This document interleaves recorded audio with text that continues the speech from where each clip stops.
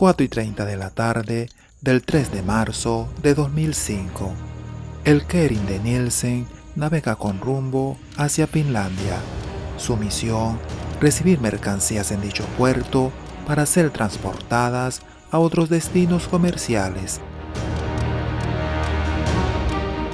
Sin embargo, su travesía terminará mucho antes en uno de los acontecimientos más polémicos de la historia de la navegación.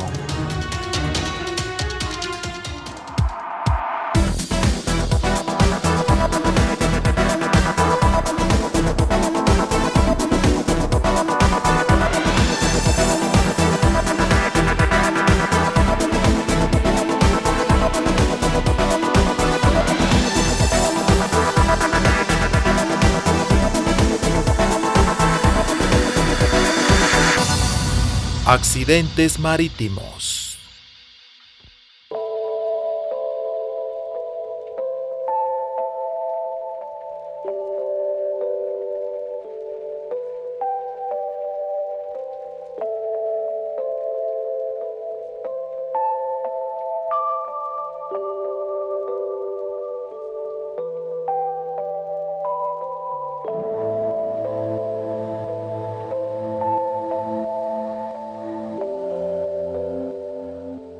Neiborg, en la isla de Fionia, se presenta al mundo como una de las ciudades más importantes de Dinamarca.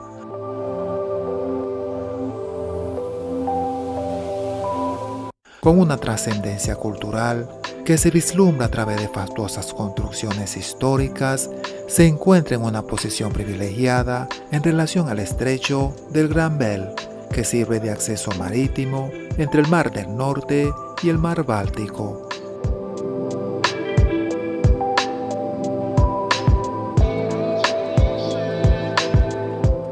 En una época, su puerto se constituyó en uno de los más importantes del país, principalmente por sus servicios de transportadores hacia Askøy y otras locaciones de la región. Sin embargo, a finales de 1990, con la construcción del puente del Gran Bell, se puso fin al servicio de transportadores. A partir de entonces, el puente del Gran Bell uniría Neiborg con Askøy.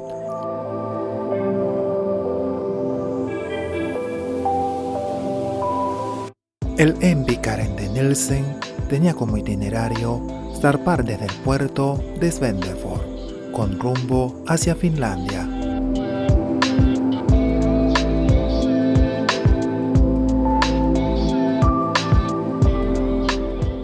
En una ruta que implicaba navegar algunas millas por el estrecho del Gran Bell. El Kering de Nielsen era un buque de 88,6 metros de eslora y unos 20 de manga. Tenía un peso muerto de 3.120 toneladas y navegaba bajo bandera de Bahamas. Fue construido en Alemania en 1985 y para el momento del incidente pertenecía a la empresa Orold de Nielsen, siendo operado por Nordea Shipping.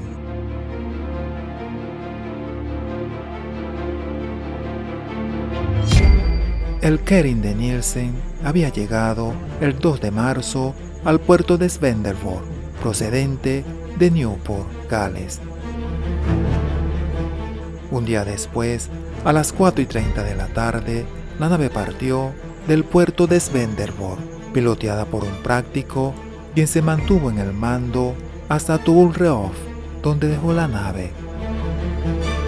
Al control de esta quedó el maestro y el primer oficial. A las 5:20, el mando del buque se pasó a piloto automático y el curso se fijó a 0,26 grados. A las 6 finalizó la guardia del segundo oficial, quien dejó el puente 5 minutos después. A las 6:15, el oficial jefe llegó al puente y poco después el maestro se retiró a comer. De allí en adelante, el oficial jefe quedó solo en el puente. 5 minutos más tarde, y cuando el buque se encontraba en Stockived Flag, el curso fue alterado en 0,05 grados y la velocidad ajustada a unos 11,5 nudos. Aproximadamente a las 7, el curso debía haber sido ajustado hacia el este y luego hacia el sur, rodeando el cabo Lenglet, de acuerdo con la ruta planificada e inserta en el GPS. Sin embargo, se mantuvo inalterable en los 0,05 grados.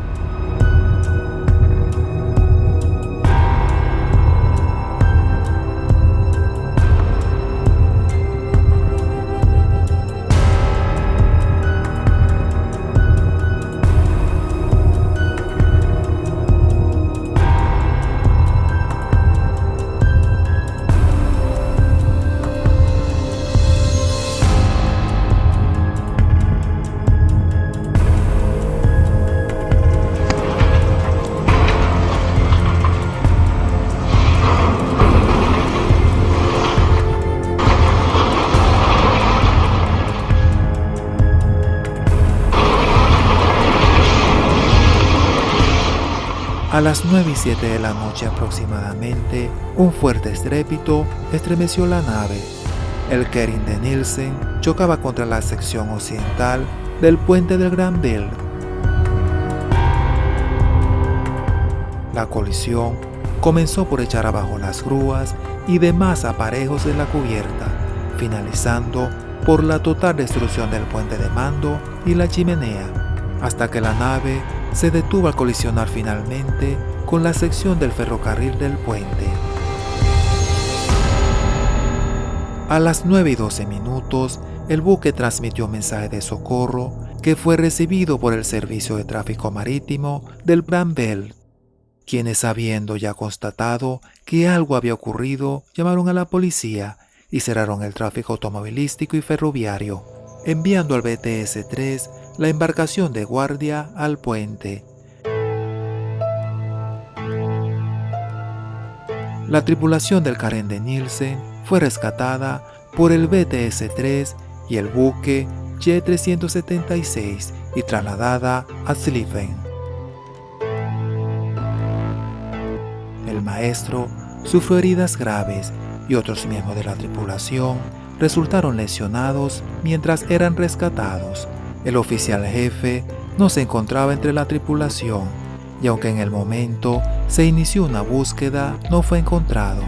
Solo el 4 de marzo, a las 2:40 horas, el oficial jefe fue hallado muerto entre los restos del puente de mando del buque.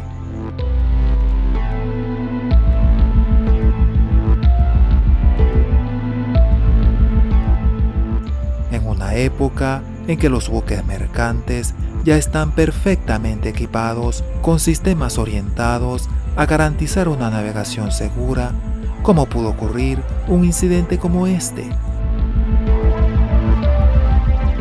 Luego del accidente, el Kerin de Nielsen fue liberado y remolcado al puerto de Lindor, Neighbor, donde la división danesa de investigación de accidentes marítimos y una delegación de la Autoridad Marítima de Bahamas iniciaron las pesquisas, recogiendo nuevas declaraciones de la tripulación, así como del práctico y otros involucrados, además del examen de las declaraciones inmediatas al accidente y los resultados de la autopsia practicada por la policía danesa al cuerpo del oficial jefe. Asimismo se recabaron datos suministrados por la Nordine Shipping. A su llegada al puerto de Spenderborg, a la nave se le harían ciertas mejoras y se agregarían nuevos aditamientos para superar la prueba que requeriría el próximo cambio de clase, además del reemplazo de 5 miembros de la tripulación. Antes de su partida, se verificó que la timonera en el puente de mando cumpliera con todos los parámetros exigidos, incluyendo las nuevas mejoras, y se insertó la ruta de su viaje en el GPS. La travesía se inició sin mayores contratiempos y un poco más tarde el práctico abandonaba la nave después de hacer la entrega del mando a la tripulación. Había 2 radares en funcionamiento en la nave, y minutos más tarde, la tripulación informó al Servicio de Tráfico Marítimo del Granville sobre su próxima incursión en el estrecho, para lo cual bordearía el cabo Langlad para orientarse luego hacia el sur. El tiempo se presentaba bastante despejado y había buena visibilidad. Antes de que el oficial jefe quedara solo en el puente de mando, el maestro le advirtió de la proximidad al siguiente punto en el cual la nave tendría que ajustar su curso a los 005 grados. Los investigadores encontraron en el libro de registro una entrada que indicaba que el oficial jefe ajustó el curso de la nave a 005 grados de acuerdo a la ruta planeada. Poco después debía modificar nuevamente el curso para dirigir la nave hacia el este y luego hacia el sur, pero de esto no se encontró ninguna evidencia en el libro de registro ni en los datos que se pudieron recabar de los instrumentos. Del mismo modo, el GPS tiene una función en la que si se omitía alguno de los puntos en lo que debía hacerse una alteración de la ruta y esta no se practicaba, el aparato emitía una alarma, y las pesquisas determinaron que el sistema funcionaba adecuadamente y que la alarma debió activarse, pero por alguna razón, el oficial jefe no hizo caso de la advertencia. En consecuencia, la nave prosiguió su curso en dirección al puente del Granville, estrellándose a un costado del pilar 52 a una velocidad de 11,5 nudos. De esta manera, se puso en evidencia que la causa principal del incidente se debía al descuido del oficial jefe en el mando de la nave, y afianzando esta primera tesis, la autopsia practicada a su cuerpo reveló una concentración de alcohol en su sangre ubicada en 1,55%. Pero al ser interrogados, los miembros de la tripulación no pudieron acreditar alguna conducta o signos en el semblante del oficial jefe que pusiera en evidencia algún estado de ebriedad. En una de las declaraciones de la tripulación, se indicó que el día antes de la partida de la nave, el oficial jefe había manifestado que se encontraba cansado, aunque no hubo declaraciones que corroboraran tal estado el día del incidente. No obstante, las indagaciones pusieron de manifiesto que el oficial jefe llevaba al menos 11 horas de servicio activo y solo había tomado un pequeño descanso para comer. Por último, a raíz de la autopsia, se determinó que el oficial jefe estaba vivo al momento de la colisión y que su deceso se debió a las heridas sufridas y no se encontró nada que indicara que había enfermado antes. Por otra parte, no había miradores instalados en el puente, ni se prevía la presencia de un vigía que se encargara de observar lo que había alrededor de la nave. De acuerdo a declaraciones del capitán, solo se disponía de un vigía cuando había circunstancias especiales, como mal tiempo y visibilidad limitada, procedimiento acorde a lo establecido en el Código de Manejo de Seguridad Internacional. En el mismo orden de ideas, si bien había en el puente de la nave un sistema de alarmas que debía accionarse ante cualquier emergencia, esta no estaba en funcionamiento. Salvo ciertas rupturas, la estructura del puente de Granville no sufrió mayores daños y pocas horas después se reabrió al tráfico. Sin embargo, la reacción del personal del puente del Granville ante el propio accidente fue tardía y las naves de rescate solo llegaron al lugar 10 minutos después, y esto obedeció en parte a que no había un sistema de alarmas activo en el puente que indicara con suficiente antelación que algo estaba mal.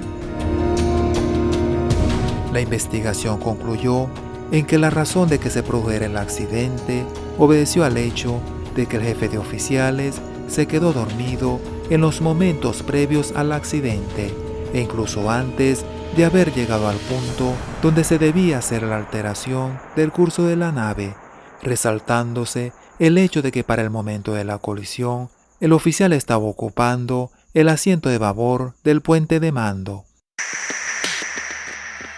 También debe agregarse la falta de una mayor vigilancia en el puente de mando, esto teniendo en cuenta que ya otras normas en materia marítima, como el Código de Regulación Internacional para la Prevención de Colisiones de la Organización Marítima Internacional, venían prohibiendo que el puente de mando estuviese a cargo de un solo marinero. En todo caso, podemos concluir con que estamos ante una de las situaciones que pueden presentarse cuando está de por medio el error humano.